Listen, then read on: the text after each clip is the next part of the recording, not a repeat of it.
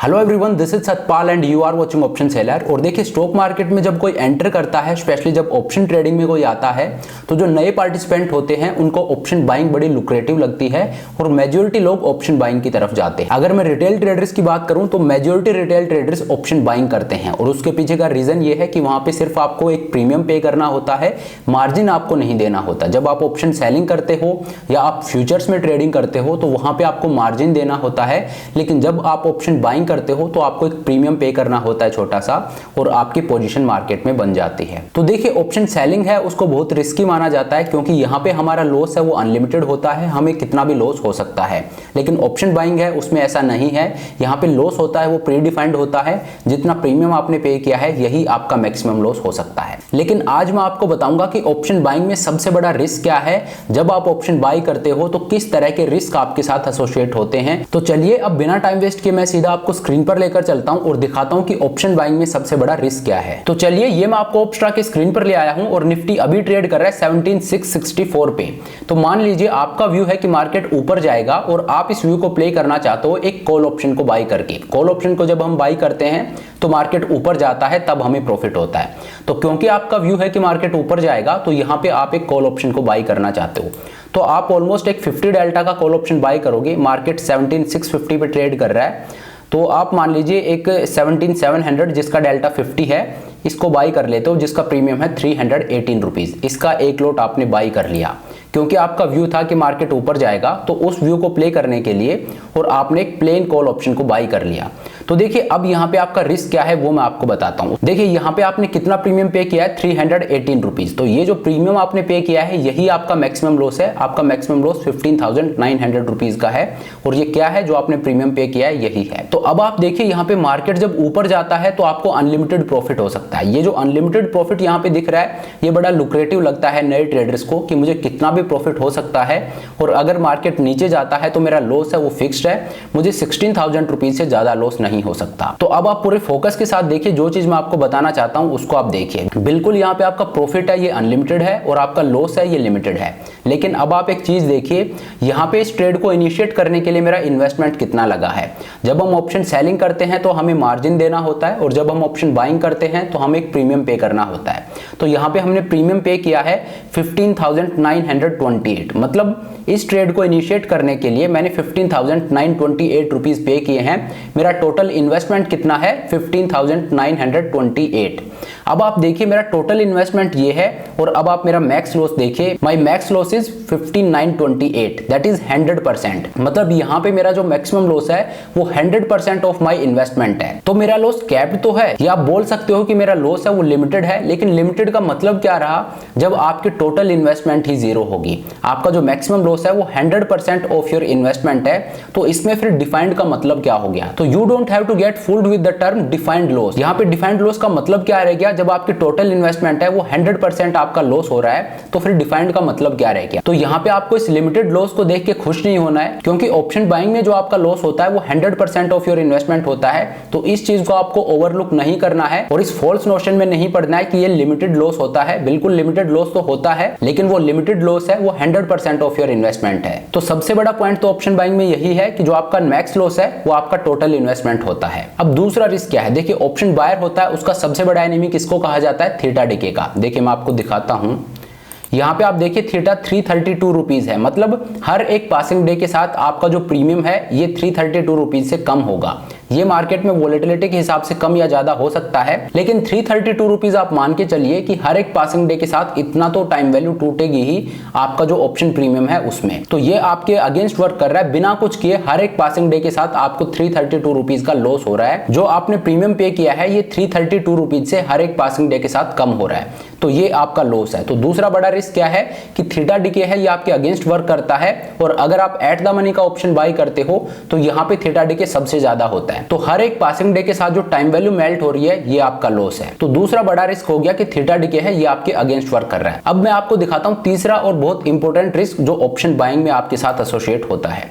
देखिए आपका व्यू था कि मार्केट ऊपर जाएगा और मैं प्रॉफिट जनरेट करूंगा, अगर मार्केट नीचे जाता है तब तो मुझे लॉस होगा ही, मैं कंप्लेंट नहीं कर सकता, लेकिन अगर मार्केट ऊपर जाता है तब मुझे प्रॉफिट होगा और मेरा प्रॉफिट है ये अनलिमिटेड है। तो अब आप देखिए मार्केट ट्रेड कर रहा है 17,664 पे और आपके ब्रेक इवन पे आप एक बार नजर डालिए, आपका ब्रेक इवन है 18,019 का, मतलब ऑलमोस्ट 18,000 आपका ब्रेक इवन है जहां मार्केट ट्रेड कर रहा है, यहां से ऑलमोस्ट 330 पॉइंट ऊपर आपका ब्रेक इवन है। मतलब अगर मार्केट 330 पॉइंट ऊपर तक जाता है और यहीं पे एक्सपायर हो जाता है तो आपको प्रॉफिट नहीं होगा।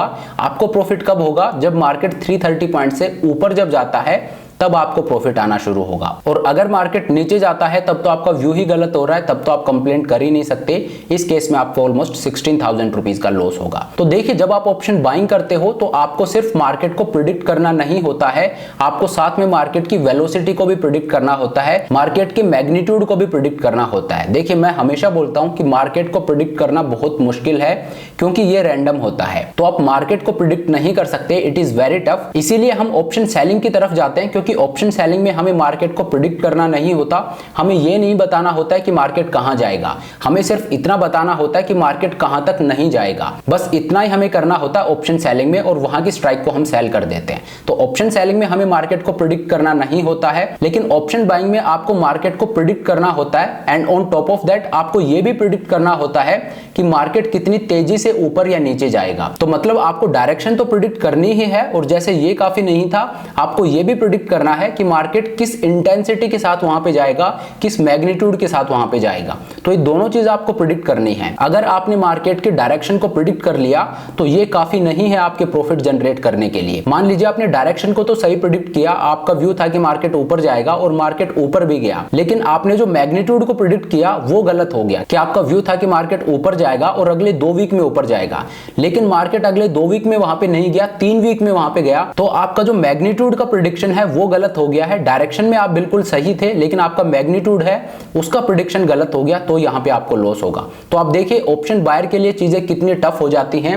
यहां पे डायरेक्शन के साथ साथ आपको मैग्नीट्यूड भी प्रिडिक्ट करना है। अगर आपका डायरेक्शनल व्यू सही होता है तो भी कोई गारंटी नहीं है कि आपको प्रॉफिट होगा ही, क्योंकि मान लीजिए आपने प्रिडिक्ट किया कि मार्केट अगले 2 वीक में और 500 पॉइंट ऊपर जाएगा, लेकिन मार्केट वहां पे 2 वीक में ना जाके 3 वीक में गया, तो आपको तो 2 वीक में लॉस हो चुका है। अब मार्केट कहीं भी जाए इससे कोई फर्क नहीं पड़ता, आपको लॉस हो चुका है। तो आपको ये दोनों चीजें प्रेडिक्ट करनी होती हैं। बीइंग ए ऑप्शन बायर आपके लिए चीजें बहुत टफ हो जाती हैं, क्योंकि आपका व्यू तो सही होना ही चाहिए, लेकिन that should be right well with in the time. जो टाइम फ्रेम आपने रखा है वो टाइम बाउंडेशन आपके साथ चल रहा है, उस टाइम के अंदर मार्केट को वहां पहुंचना है। अगर उसके बाद मार्केट वहां पहुंचता है तो फिर आपके लिए किसी काम का नहीं है, आपको लॉस हो चुका है। अब जैसे यहां पे देखिए मार्केट ट्रेड कर रहा है 17,664 पे और आपका ब्रेक इवन है 18,000 का। तो आपका व्यू था कि मार्केट ऊपर जाएगा, मान लीजिए आपका व्यू सही हो जाता है और मार्केट ऊपर भी जाता है। मार्केट यहां से 300 पॉइंट ऊपर जाकर और फिर एक्सपायर होता है।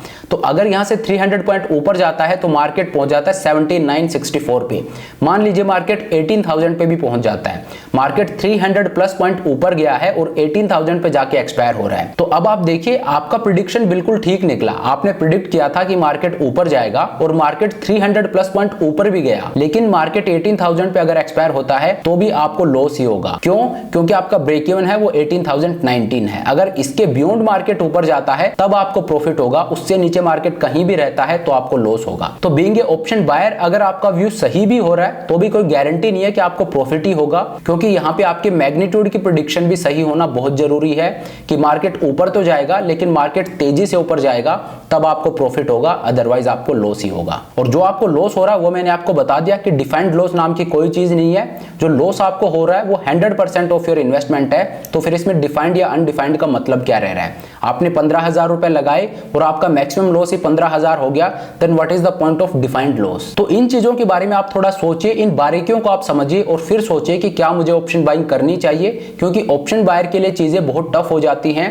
बीइंग ए ऑप्शन बायर अगर आप पैसा कमा रहे हो तो आई एम टेलिंग यू आप बहुत टैलेंटेड हो, क्योंकि ऑप्शन बायर के लिए पैसा कमाना सबसे मुश्किल होता है। अगर आप मुझसे पूछो तो एक ऑप्शन सेलर है और एक ऑप्शन बायर है, दोनों पैसा कमा रहे हैं, तो मैं बोलूंगा कि ऑप्शन बायर है वो ज्यादा टैलेंटेड है। क्योंकि ऑप्शन सेलर के लिए पैसा कमाना कंपैरेटिवली थोड़ा इजी हो जाता है ऑप्शन बायर से, क्योंकि ऑप्शन सेलर को सिर्फ ये प्रिडिक्ट करना होता है कि मार्केट कहां नहीं जाएगा, जबकि ऑप्शन बायर को ये प्रिडिक्ट करना होता है कि मार्केट कहां जाएगा और कितने टाइम में जाएगा। तो अगर इस चीज को प्रिडिक्ट करके और एक ऑप्शन बायर पैसा कमा रहा है तो I am telling you he is very talented. तो ऑप्शन बायर के लिए पैसा कमाना बहुत मुश्किल होता है, और अगर आप ऑप्शन बायर बन के पैसा कमा रहे हैं then you are really talented. और आपने एक बात जरूर सुनी होगी कि थीटा डीके होता है ये एक ऑप्शन बायर का सबसे बड़ा एनिमी होता है और ऑप्शन सेलर का ये फ्रेंड होता है। तो थीटा डीके को अगर मैं इक्वेशन से निकाल दूं तो ऑप्शन बाइंग एक प्रॉफिटेबल बिजनेस बन सकता है। तो देखिए किन कंडीशन में आप थीटा डीके को निकाल सकते हो, इस पर मैं बहुत जल्दी एक वीडियो लेके आऊंगा।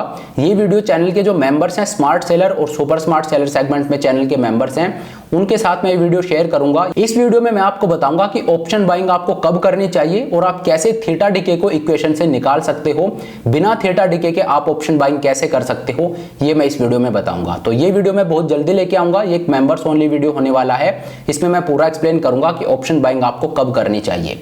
तो चलिए अब इस वीडियो को यहीं पे खत्म करते हैं। Thank you so much for watching the video. अगर आपकी कोई क्वेरी हो तो आप मुझसे कमेंट करके पूछ सकते हो। आई होप ये वीडियो आपको पसंद आया होगा।